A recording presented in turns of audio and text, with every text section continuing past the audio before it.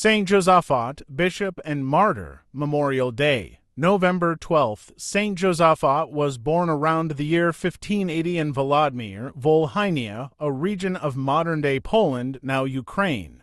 He was baptized John Kuncevich and raised in the Orthodox faith at a time when tensions between the Orthodox and Catholic churches were deeply rooted and often violent. From a young age, John showed an unusual interest in prayer and spiritual life. He memorized large portions of the Psalms and frequently spent time in church, absorbed in contemplation before icons. His deep love for Christ and devotion to the Blessed Virgin Mary shaped his call to holiness. His call to religious life and priesthood. As he grew older, John was drawn to the ideal of unity within the Church. When the Union of Brest 1595 to 1596 took place, which brought part of the Ruthenian Orthodox Church into communion with Rome while retaining its Eastern liturgy and traditions, John found in it the answer to his deepest longing for reconciliation and unity among Christians. Desiring to dedicate his life to God, he entered the Basilian monastery in Vilnius, Vilna, where he took the religious name Josaphat. As a Basilian monk of the Ruthenian rite, Josaphat lived a life of strict asceticism, prayer, and study. His humility, obedience, and burning love for Christ quickly drew others to follow his example. Ordained a priest, he became an eloquent preacher and tireless reformer, encouraging fidelity to both the spiritual traditions of the Eastern Church and to communion with the Roman See. He worked to renew monastic life, emphasize the importance of the sacraments, and restore unity among the divided faithful. Bishop of Polotsk and his zeal for unity, in 1617, Josaphat was appointed Archbishop of Polotsk, a large diocese that included many Orthodox Christians who opposed the union with Rome. Despite fierce resistance, he approached his mission with love and patience, teaching that unity did not mean uniformity, but a shared faith under one shepherd, the successor of Peter. His episcopal motto might well be summarized in his own words: "I am ready to give up my life for the Holy Union." For the supremacy of St. Peter and of his successor, Bishop Josaphat reformed the clergy, established seminaries, restored churches, and brought renewed life to his diocese.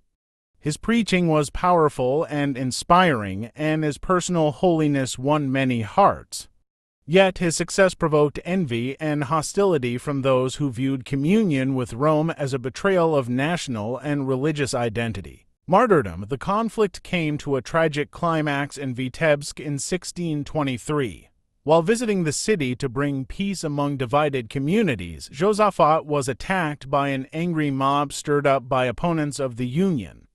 They dragged him from his residence, beat him severely, shot him, and finally threw his body into the river Dvina. He was only about 43 years old. His martyrdom was a shocking event, but his death bore powerful witness to the truth he had lived and preached, that unity in Christ is worth any sacrifice. His body was later recovered and enshrined, becoming a source of healing and conversion for many. Even some who had opposed him came to admire his holiness and courage. His martyrdom was not the end, but the beginning of a spiritual renewal that strengthened the unity he so passionately desired. Canonization and legacy. Saint Josaphat was beatified by Pope Urban VIII in 1643 and later canonized by Pope Pius IX on June 29, 1867. He was the first formally canonized saint of the Eastern Rite in the Catholic Church, symbolizing the enduring call to unity between East and West. His feast is celebrated on November 12th in the Roman calendar. Saint Josaphat stands as a radiant example of fidelity to Christ and his Church. He reminds us that true unity is not achieved through force or compromise, but through love, truth, and personal sacrifice.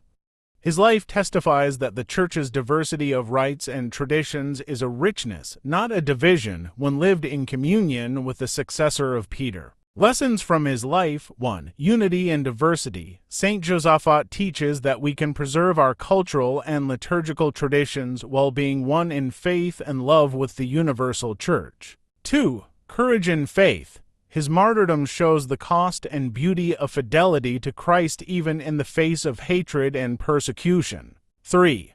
love that reconciles. He reminds us that reconciliation begins in the heart, through prayer, forgiveness, and a sincere desire for peace. For zeal for the gospel, his tireless work for reform and renewal invites all Christians to take their baptismal mission seriously. A question for meditation: do I work and pray for unity among Christians? And am I willing, like St. Josaphat, to be a bridge of peace and understanding wherever divisions exist in my family, community, or church?